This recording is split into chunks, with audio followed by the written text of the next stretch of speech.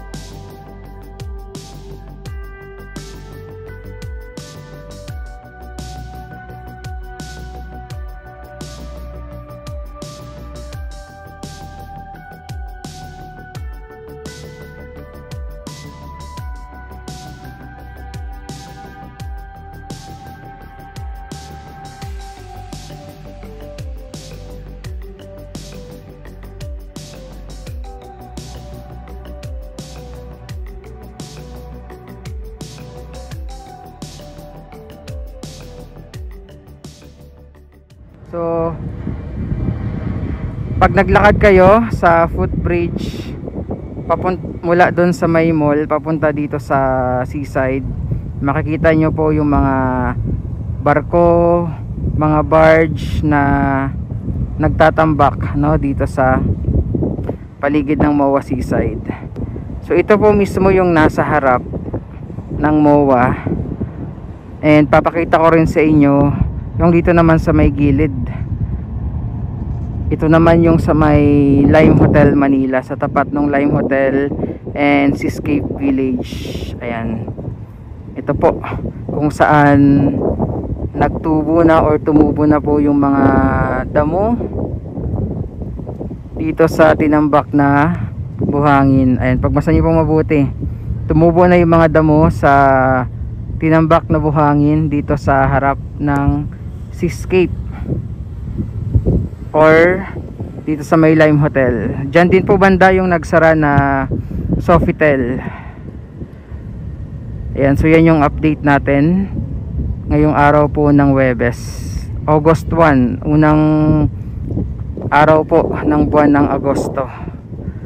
Yun nga lang, grabe yung kalat, sobrang dami. So most likely ano pa ito, dala ni Super Typhoon Karina. Ayan, so kita nyo naman yung Manila Bay talaga, yung dakilang tigasalo ng iba't ibang mga basura dito sa Metro Manila, maging sa mga karatig probinsya. Ayan yung iba't ibang mga kalat at basura dito. Kahapon galing din tayo dito and mukhang wala namang nabawas. So hindi ko lang sure kung nadagdagan pa yung mga kalat na ito dito. Ang dami niyan. Ang iba dyan nakasiksik pa dito sa mga singit-singit ng bato or boulders sa gilid po ng seawall.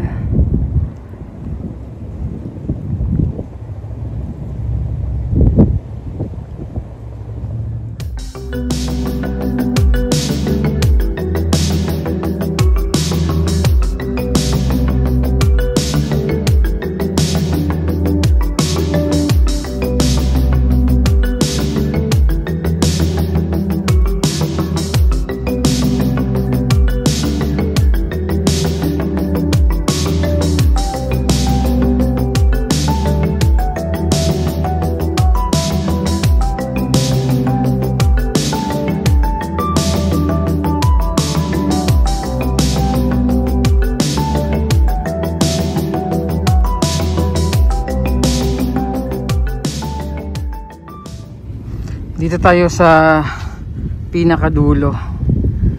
Ayan, yan yung banda sa may seascape. Kung titingnan nyo po, yung tambak ng buhangin dito, tinubuan na ng mga damo ng talahib. Ayan o.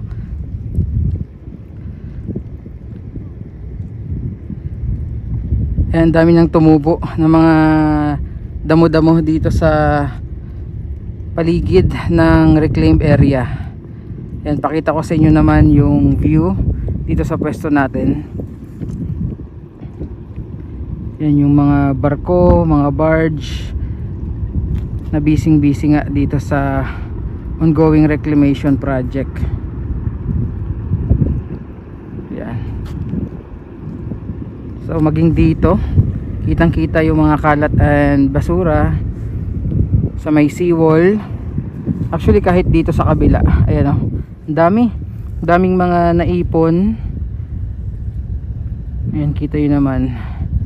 Iba't ibang mga basura na stuck dito sa mga bato, nagsiksikan sa mga boulders,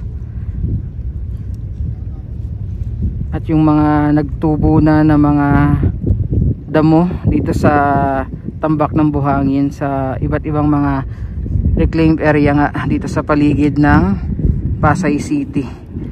So yan muna yung ating update today. Maraming salamat po. God bless and ingat po tayong lahat.